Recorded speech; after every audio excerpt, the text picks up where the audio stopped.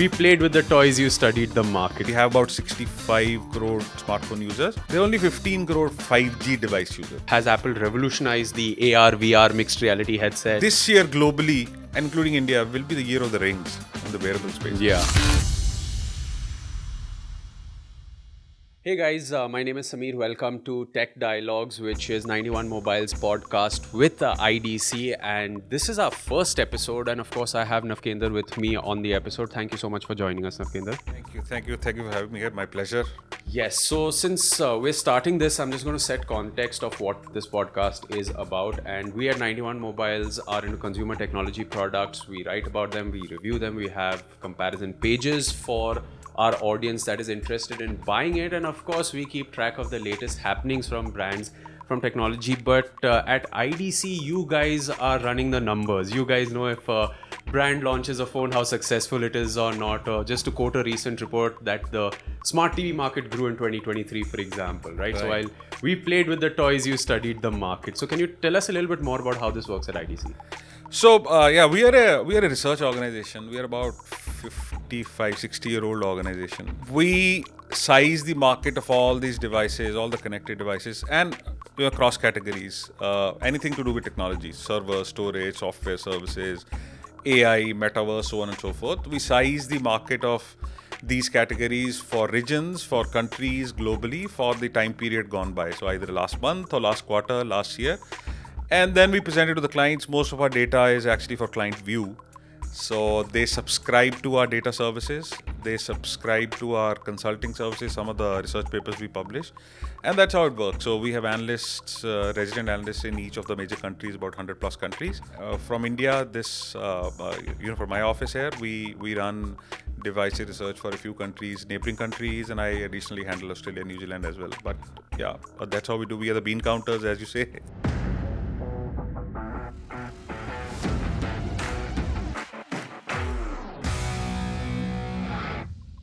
Just to get started with this, let's, like you said, retrospectively look at 2023. Now, from us as, people who cover consumer technology and looking at the three main categories, right? Smartphones, televisions, and let's say laptops, right? It was a great year. We saw a lot of innovation in phone, be it the form factor, which went and flip and fold became affordable at 80,000 rupees for the first time for a brand new launch device. Televisions, we saw a lot of flagship grade technology kind of trickle down to lower price points, like a QLED TV was available in the budget space, but better panels became available. And of course, laptops became thinner, lighter, more affordable. From a tech perspective, people would say, "Mera laptop slow ho gaya," without realizing that old hard drives are now faster SSDs, right? So stuff like this. So keeping these three categories in mind, can you talk about how was the market for brands catering to these devices for 2023? We are still finalizing all the numbers of all the categories. It'll take another week or so. But we have the major trends in front of us. In TV space specifically, for a market like India, we've seen the consumers are demanding better panels now. Now, I would not say they would understand between a QLED and OLED, a normal consumer, outside us. But they are asking, and these are like megapixel numbers, right? So these are marketing as such. So obviously when you go to Chroma or Reliance Digital or Vijay Sales, they see TV side by side and HD engines or all the rendering, crocodiles and ostriches and everything, right? So colorful macaws there. So people are able to see the difference between those panels. So in the price budgets, those are doing well. Larger screens are doing well now. And that's a reflective of the consumption which is happening at home. 32 inches and below, 20, 21 inches and others used to be in the retail shops where people used to run, Hindi news channel or IPL through 6 months of the year. And it used to be sometimes connected to your cable or whatever. But otherwise at home consumption, larger TVs are doing well. So 50 inches, 55 plus are more in demand. QLED TVs, they should work decently well with my phone. People are asking those questions now. Am I able to control some of this stuff?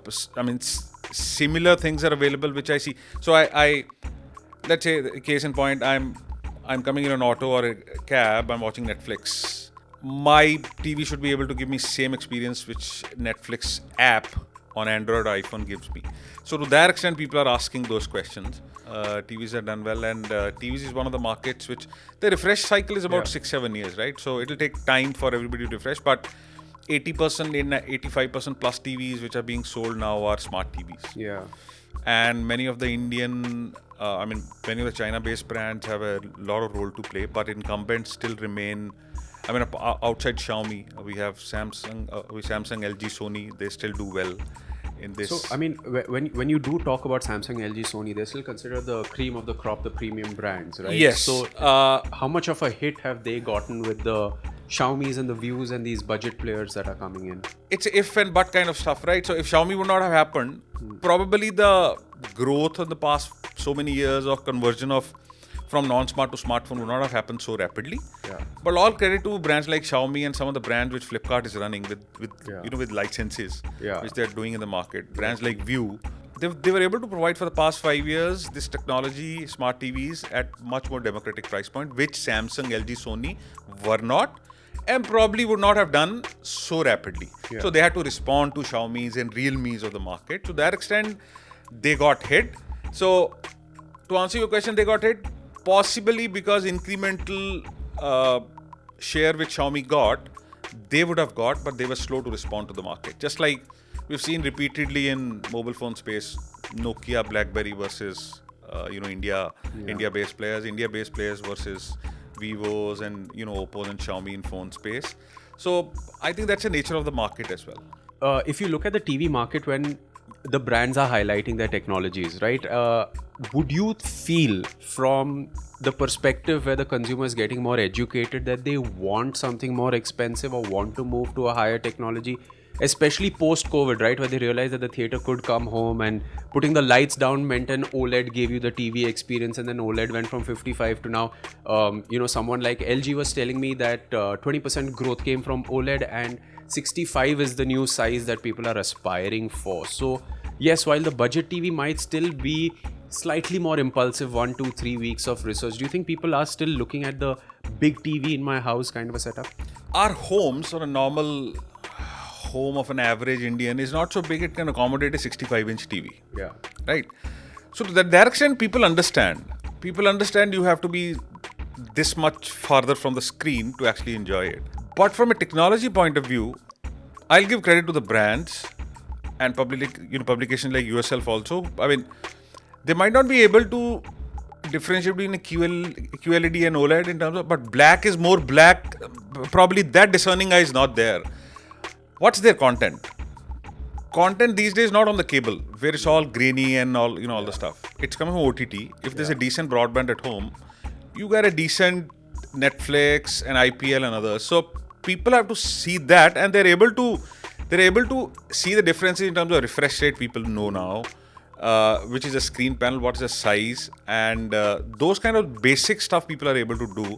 But otherwise, a lot of education happen, specifically how the smart TV features need to be seen by the consumer. What is the OS? What's the layout? How does the remote work with that? So those things people are educated. But I would not say people will go to 65 inches, 70 inches, because our homes can't accommodate that. One TV in the living room is too big. In a big town, people do that. But otherwise, that has happened. Second thing, very short. After the pandemic, what has happened is that while phones and laptops and tablets still remain our personal devices, but a lot of people start buying TVs and asking more for the TVs because we were stuck at home for 2 years. We were consuming a lot of content, which we saw in the OTT rise also. So to that extent, a lot of refreshes happened, and that's reflective of what the numbers are. So that's what I said. Yeah, no. My only point was I went to a friend's house once who was like, he wanted to buy a large 77-inch TV, and he was like, मैं घर पे theater बना रहा हूँ. And when I landed up at his house, he had a simple 55-inch TV, and I was like, क्या? He's like, बंदा TV ले आया. My wall couldn't handle the weight. Exactly. So yeah, wall couldn't handle the weight. Wall couldn't handle the weight. Yeah.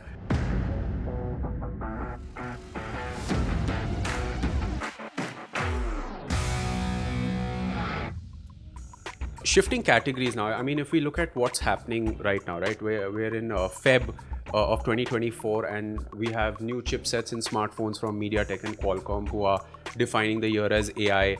Samsung has announced the S24 family. OnePlus has announced their new flagships. So How do you see the start of the year, especially now that the big names have launched their phones? I know Apple comes out in September with their next year device. Right. So when you look at the phone market, how do you, crystal ball gazing, where do you see 2024 with the technology that's announced? So this year, at least in the mid-premium to premium, it'll be all for AI. The messaging, the marketing, everything will be around it.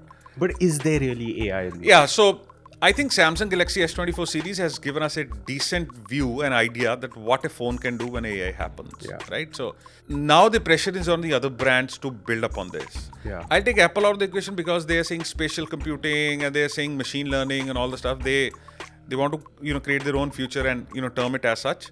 But they'll also have to meet these standards now. Now, if my limited time with S24 series, I think they're very real, tangible use cases for us. I mean, background blurring has been happening for the past 2 years across across devices.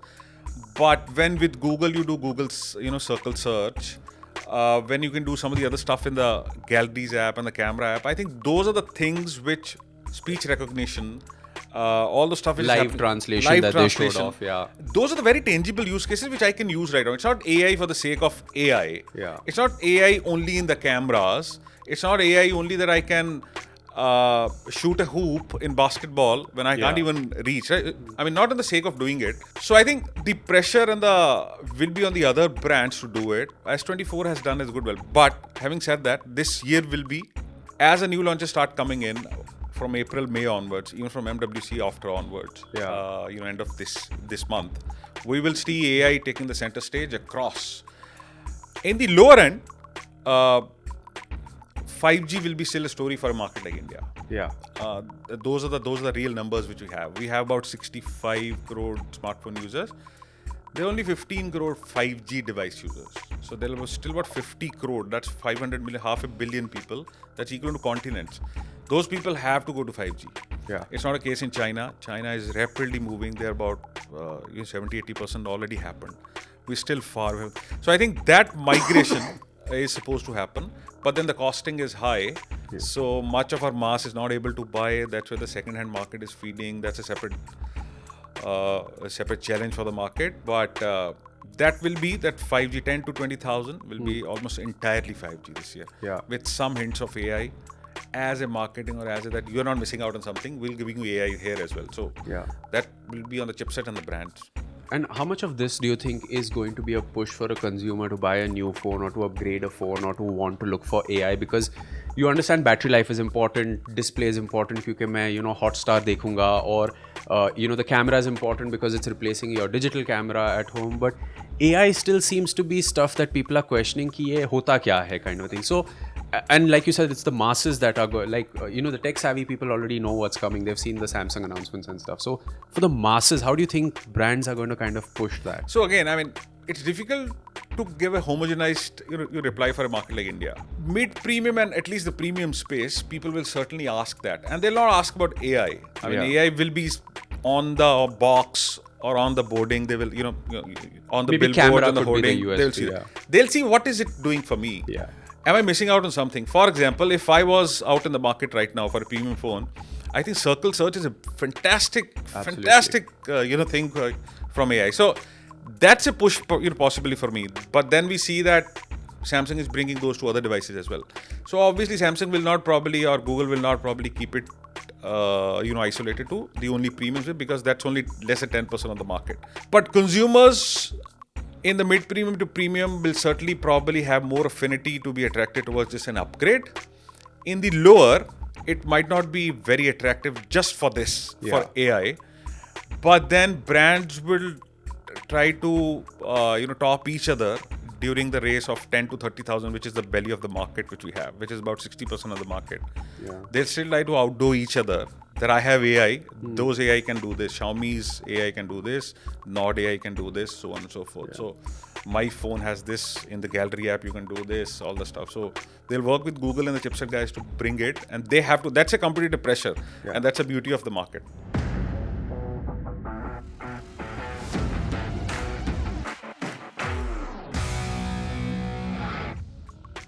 Now, speaking of AI, I mean, CES happened in January, which is like the largest consumer electronics show that kind of defines the year for the gadgets that are going to be announced and launched. And we saw this little rabbit phone, which was not exactly a phone, but something that's just driven by AI, you know. And I remember nearly a decade ago when I was at CES, there was this Indian brand that was there called Lechal, if you heard of it. So you put these insoles in your shoes, and like Google Maps shows you where to take left and right, your sole would vibrate to tell you whether you have to take a left turn or a right turn. Small AI implementation before AI happened. So any favorite picks from CES about AI? Not specifically by AI. I like that design of the rabbit. Yeah. I think it's a fresh device, but then again, carrying another device, it's half of the size of an iPhone. Novelty. I realize that it's a novelty, and it sold out really well. Yeah. There are so many questions as an analyst. There's no recurring payment for that. Yeah. There's only one time. It goes on the cloud. How does it work? So, from an analyst point of view, I have any questions on that business model. But it's a fresh device. But there are other things which happened in. So minus CES. AI, what caught your fancy? I don't know if you saw the Hyundai car. Yes. Which has all four wheels move, and I mean, for example, parallel parking. Yeah. 90% of the Janta in India, Janta in the world, wouldn't know that. But it's a fantastic, fresh stuff. It'll start with EVs. That's one of the. I really like the best car thing was Sony bringing out the car with like a PlayStation controller. That's also, but that's more novelty and other stuff. But I like the laptops, which Lenovo hybrid laptop, which has a detachable screen, which itself has a Snapdragon, I think 8 Gen 3, and it's an Android tablet. Once you attach it into the keyboard, it's a Windows running that. So I think. I don't know why somebody would use it, but it's a good peek into the future that it gives you both the mobility of the tablet if you want to pick it up. Yeah. And if you, Android can't do what Windows do, which is always the dilemma everybody has. So I think it's a good view into that. What can obviously Dell XPS lineup has always been great. A lot of AI is being built by Lenovo and Dell. AI on laptops will be. Also be very important apart from the phones, because you will have your own personal AI, which will run only on the device, and there'll be a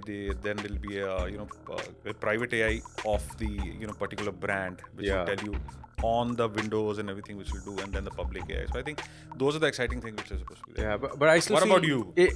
CES was great because being a gamer, they kind of crossed the 500 hertz barrier for a monitor, which the human eye cannot discern. I have done enough blind tests on different refresh rates, and people cannot. Beyond 120 hertz, people can't really make out stuff like that. But good gaming laptops, good AI tech from Nvidia, thinner, lighter, better battery life, better power efficiency. So it's kind of going to set a new benchmark. That's something that I really enjoyed. But one thing that I feel is missing is that kind of crazy innovative devices, right? Like the Asus PhonePad, again, 15 years ago launched in India, where you put a phone in a little tablet housing, it becomes a tablet, you put that into this thing. So that kind of reminded me of what you said. Some of the TVs were nice. Transparent TVs. OLED was great by LG. Another thing is, I believe now, probably this is a good segue. This year globally, including India, will be the year of the rings in the wearable space. Yeah. And rings is one of the categories which is seen a lot there. Obviously, Samsung teased their ring. And when a brand like Samsung enters a space, suddenly you will see that there will be replicas, there will be clones of that. Maybe democratization of that. We believe that the health and the fitness piece will move from watch to rings. Rings will complement your wearable, which will be the watch, all standalone with the phone. I think those kind of things are exciting, which is happening in the wearable space, because we've seen Apple Watch graduating. They started, 10 years back now? As a health and stuff watch, then that did not fly. But then they found the niche of only health and then ECG and the blood pressure and everything else. And now with Ultra, obviously the fitness piece. But we believe that one, wrist is a taken real estate now, either with the analog or a digital watch. How do you be more accurate? You don't have to sell the idea of wearing something on the finger. One, that's already solved for humanity for so many thousands of years. People wear rings and jewelry. And it's empty. Some of the fingers are empty. So I think it's an easy thing to do. Obviously, the sizing and everything needs to be figured out. Rings is Rings is going to be important. Smart wedding bands might also just become Absolutely, it will be there. yeah. But I think this is a topic we'll revisit when Samsung actually does bring that ring into the Absolutely, market, sure. and we can look at wearables as a whole. But speaking of wearables, the last topic we're discussing for today, and I'm sure you'll be excited for this, is the Apple Vision Pro.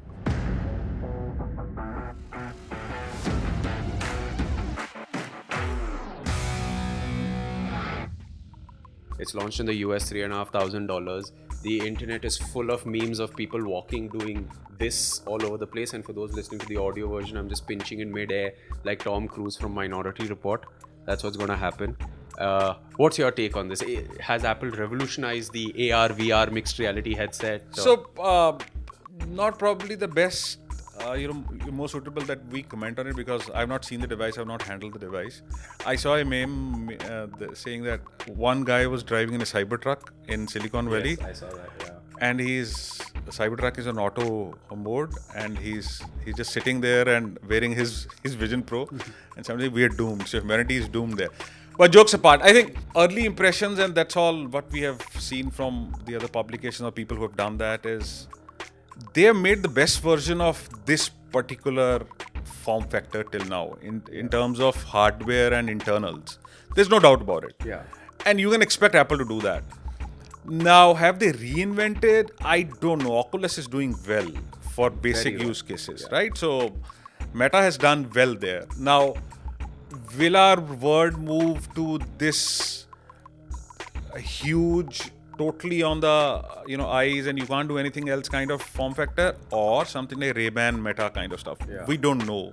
This obviously can do much more. For all practical purposes, it's a VR headset. Yeah.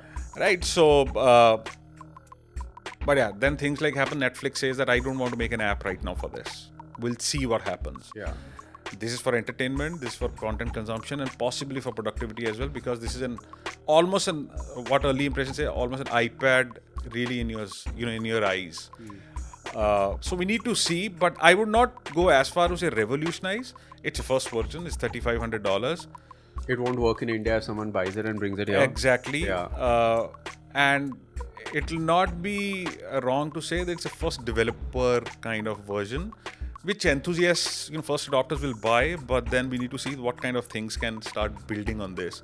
Yeah. Obviously, when brands like Apple and Samsung enter a space, this kind of space, for example, rings in Galaxy Ring and this, there will be mushrooming of use cases, and developers will start making more relevant apps. And it's not far-fetched that Apple launches a more accessible price point of this. But what in your experience would come first? A more affordable Apple Vision minus the Pro, or another brand that makes a clone of this? I think another brand which will make Yeah. it. So most probably someone like Meta and Oculus coming out with a. I would, maybe somebody like China-based brand will do it.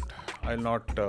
It's not beyond them to do it, and I would welcome it, fully that they do it, and they can democratize the market with it. Absolutely, And, absolutely. Yeah. Okay.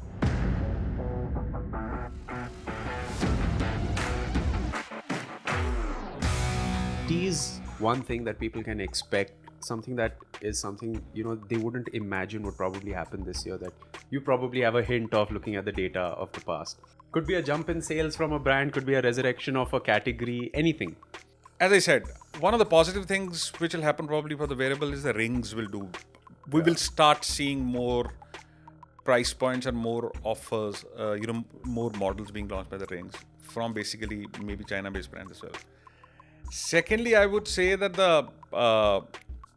we will see more affordable AI on phones this year. I mean, for India, market like India, there's no other market which still has so much room to grow. Untapped potential, yeah. But then the market is not growing too much. That's because of underlying economic, reasons. But I think that will happen. Thirdly, I believe that the wearables, what we have seen explosive growth in the past 3-4 years, that will slow down. Okay. And that's a more technical viewpoint probably, but it's a concerning for the only market which is growing so much. I mean, 100%, 150% kind of growth. That means just to give you a context, paint a picture, 65 crore smartphone users, everybody expect at least half of them will have a watch or something. and I'm not saying these hearables, because this has a specific use case of listening to the music, or you can do without a watch. Yeah. This is more intrusive, but people use this more often. Their shipments are always more. Sales of earbuds are always more than the watches. But in the watches space, so much low-cost competition has really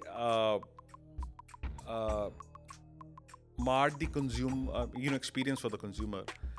Most of the watches last for about 6 months to 1 year. There's no novelty which is happening. So I think that's where the industry is right now slightly confused that where will this go from? We don't have more than 12 to 15 crore smartwatch users in India.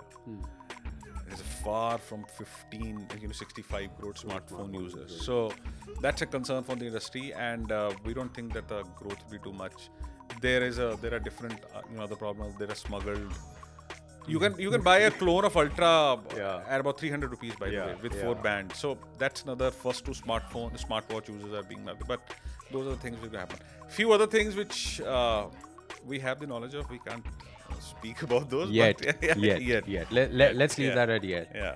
No, I'm sure like Dick Tracy, was the first guy to use a smartwatch. We're going to see something revolutionary happen in the wearable space, and I agree on that front. But yes, we will catch you next time for discussing the report that you result across categories. We'll speak. We'll have a report card we'll have a more conclusive report card for what has happened in the past year, and we'll also have a more crisp outlook for the future for this year and the next year as well. By the time we speak, I guess we can do a deep dive of Q1 and see what's happened in Q1 of 24 across categories. By that time, MWC will also be. So we'll see some great announcements also that should have happened.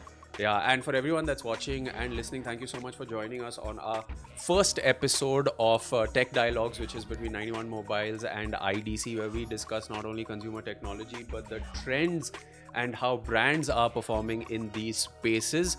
Stay tuned. We will catch you in the next episode. It's goodbye for now.